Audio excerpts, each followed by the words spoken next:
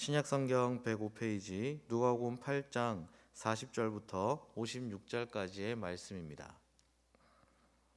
성경을 보시면서 한 절씩 교독하도록 하겠습니다.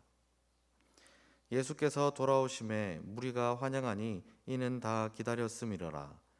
이에 회당장인 야이로라 하는 사람이 와서 예수의 발 아래에 엎드려 자기 집에 오시기를 간구하니 이는 자기에게 12살 된 외딸이 있어 죽어가미러라. 예수께서 가실 때에 무리가 밀려들더라.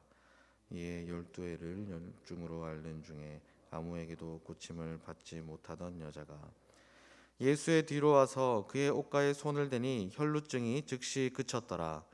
예수께서 이르시되 내게 손을 댄 자가 누구냐 하시니 다 아니라 할 때에 베드로가 이르되 주여 무리가 밀려들어 미나이다. 예수께서 이르시되 내게 손을 댄 자가 있도다. 이는 내게서 능력이 나간 줄 알미로다 하신대. 여자가 스스로 숨기지 못할 줄 알고 떨며 나와 엎드려 그 손댄 이유와 곧 나은 것을 모든 사람 앞에서 말하니 예수께서 이르시되 딸아 내 믿음이 너를 구원하였으니 평안히 가라 하시더라.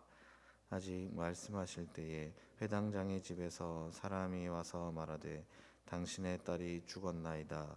선생님을 더 괴롭게 하지 마소서 하거늘. 예수께서 들으시고 이르시되 두려워하지 말고 믿기만 하라. 그리하면 딸이 구원을 얻으리라 하시고 그 집에 이르러 베드로와 요한과 야고보와 아이의 부모 외에는 함께 들어가기를 허락하지 아니하시니라.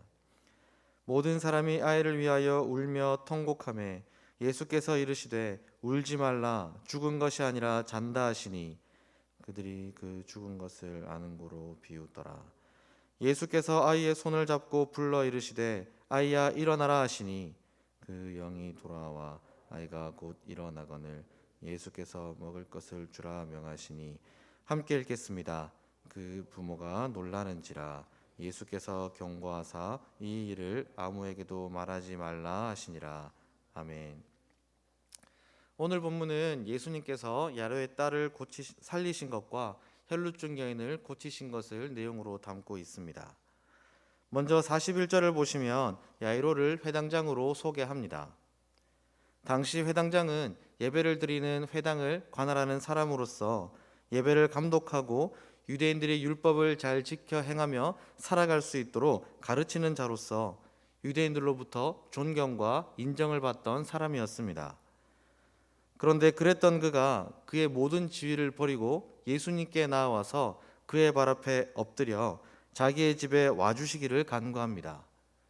그가 이렇게 했던 이유는 그의 사랑하는 외딸이 죽어가고 있었기 때문이었습니다. 그에게 있어서 회당장의 지위보다 사랑하는 딸을 살리는 것이 더 중요했습니다. 그래서 그는 그의 모든 체면과 지위를 버리고 예수님 앞에 엎드렸던 것입니다. 예수님은 야이로의 간구를 들으시고 그의 집을 향하여 걸어가셨습니다. 그런데 그때 수많은 사람들이 예수님의 주위를 둘러싸서 함께 이동을 합니다. 이때 43절에서 12해 동안 혈루증 때문에 고통을 받던 여인이 등장합니다. 그 여인은 예수님을 둘러싸고 있었던 수많은 사람들을 해치고 나와서 예수님의 옷자락에 손을 대었습니다.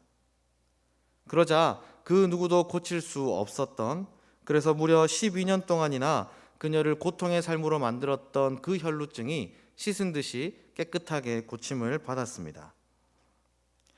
생각해보면 앞에서 말씀드렸던 것처럼, 그리고 우리가 오늘 읽었던 본문의 말씀처럼 야이로의 집으로 이동하시던 예수님의 주위에는 수많은 사람들이 몰려들었고 그 많은 사람들은 예수님의 몸이나 옷에 손을 대었습니다. 그런데 그 수많은 사람들 중에서 병을 고침받은 사람은 이 혈루증을 앓던 여인밖에는 없었습니다. 무엇이 이러한 차이를 만들었을까요? 예수님은 이 차이를 사람들에게 가르쳐 주셨습니다. 45절을 보시면 예수님은 내게 손을 댄 자가 누구냐라고 물으십니다. 그러자 베드로가 수많은 사람들이 밀려들어 밀었습니다 라고 대답을 합니다. 다시 말하면 수많은 사람들이 이미 몰려들었고 그 많은 사람들이 손을 대었으니 밀었으니 별것 아닌 거 신경 쓰지 마시고 계속해서 가시던 길을 가십시오 라는 뜻입니다. 그러나 예수님은 그냥 가실 수 없었습니다. 그 수많은 사람들 중에서 한 사람만큼은 달랐기 때문입니다. 예수님은 예수님의 몸에 손을 댄 그 혈루증을 고침받은 여인을 사람들 앞에 서게 하셨습니다. 그리고 48절에서 이렇게 말씀하십니다. 딸아, 내 믿음이 너를 구원하였으니 평안히 가라. 예수님은 이 말씀을 통해서 그 수많은 사람들과 여인의 차이가 무엇인지를 가르쳐 주셨습니다. 그것은 바로 믿음이었습니다. 예수님은 예수님께 나아간 사람을 절대로 외면하지 않으실 것이라는 믿음, 그리고 자신의 병을 반드시 고쳐주실 수 있는 믿음이 있으시다라는 그 믿음이 바로 다른 사람들과 이 여인의 차이였던 것입니다. 그런데 이 말씀을 하실 때에 야이로의 집에서 한 사람이 찾아와서 예수님과 야이로에게 이렇게 말을 합니다. 그의 딸이 죽었으니 더 이상 선생님을 힘들게 하지 마십시오. 그런데 그때도 예수님은 이렇게 말씀을 하셨습니다. 50절입니다. 예수께서 들으시고 이르시되 두려워하지 말고 믿기만 하라. 그리하면 딸이 구원을 얻으리라 하시고, 그리고 예수님은 계속해서 야이로의 집으로 이동하셨습니다. 그런데 그때 그곳에 있던 사람들은 그 예수님을 비웃었습니다. 딸이 이미 죽었으니 예수님도 어떻게 할 수 없을 것이라고 생각했던 것입니다. 그러나 예수님은 그 야이로의 딸에게 소녀야, 아이야, 일어나라 라고 말씀하셨고, 그 말씀과 함께 야이로의 딸은 다시 살아나게 되었습니다. 어떻게 이렇게 일이 일어날 수 있었을까요? 그것은 바로 야이로에게 예수님은 자신의 죽은 딸을 살리실 수 있을 것이라는 그 믿음이 있었기 때문이었습니다. 결국 오늘 본문에 나오는 이 혈루증을 고침받은 여인과 야이로의 죽었던 딸이 살아난 이 이야기는 동일한 한 가지를 이야기하고 있음을 알게 됩니다. 그것은 바로 예수 그리스도에 대한 믿음입니다. 예수님은 예수님 앞에 믿음으로 나아가는 자를 절대로 외면하지 않으십니다. 그리고 그의 아픔과 슬픔과 문제들을 다 고쳐주십니다. 죽은 자를 살리신 예수님께는 능치 못한 일이 없습니다. 이 시간 예수님께 믿음으로 나아갈 때 외면하지 않으시고, 그 믿음으로 기도할 때 그의 기도를 들으사 모든 문제들을 해결할 수 있는 그 능력의 예수님께 모든 것을 내어놓고 기도함으로 예수님이 주시는 참된 평안을 누리시는 저와 모든 성도님들이 되시기를 주님의 이름으로 축복합니다. 기도하겠습니다. 거룩하신 하나님 아버지, 오늘도 우리를 이른 새벽에 깨우시고 기도의 자리로 인도하여 주셔서 감사합니다.